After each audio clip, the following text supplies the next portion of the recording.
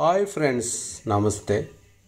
ఈరోజు మా cooking sweet rice, coconut sweet rice అంటే చాలామంది ఇష్టపడకుండా ఎందుకుంటారు? బియ్యం, బెల్లం, కొబ్బరి పాలతో పాయసం అమ్మవారికి ఎంతో ఇష్టం, ఎంతో ప్రీతి. అన్ని పండగలకి ముందుగా చేసే ఈ పాయసం కోకోనట్ మిల్క్ స్వీట్ రైస్ తయారు చేయడం చాలా పెద్ద కష్టమైన పని కాదు. సరే, కోకోనట్ మిల్క్ తయారు చేసేద్దాం. కోకోనట్ మిల్క్ తయారు చేయాలంటే 2 కొబ్బరి చిప్పలు, అంటే ఒక కొబ్బరికాయ సరిపోతుంది. కొబ్బరికాయ మిక్సీలో వేసి బాగా మిక్సీ పట్టండి. మిక్సీ పట్టి ఇలా వడకడితే ఇలా మిల్క్ వస్తుంది. అంటే నీళ్ళు పోయాలండి. నలిగిన తర్వాత కొద్ది నీళ్ళు పోస్తే ఇక చూడండి, చిక్కటి మిల్క్ వచ్చింది.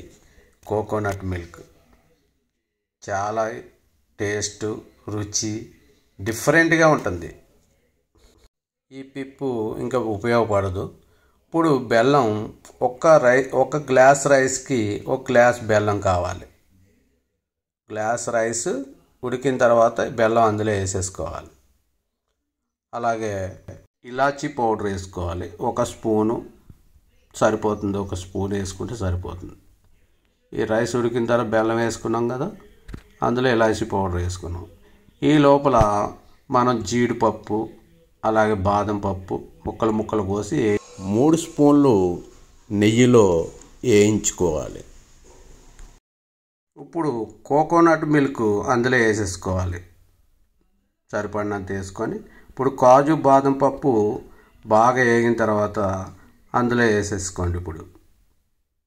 ఇప్పుడు టేస్టీగా బియ్యం, బెల్లం, కొబ్బరి పాలతో పాయసం ఎంత టేస్టో. ఈ వీడియో నచ్చితే లైక్ చేసి సబ్స్క్రైబ్ చేయండి. Thank you for watching.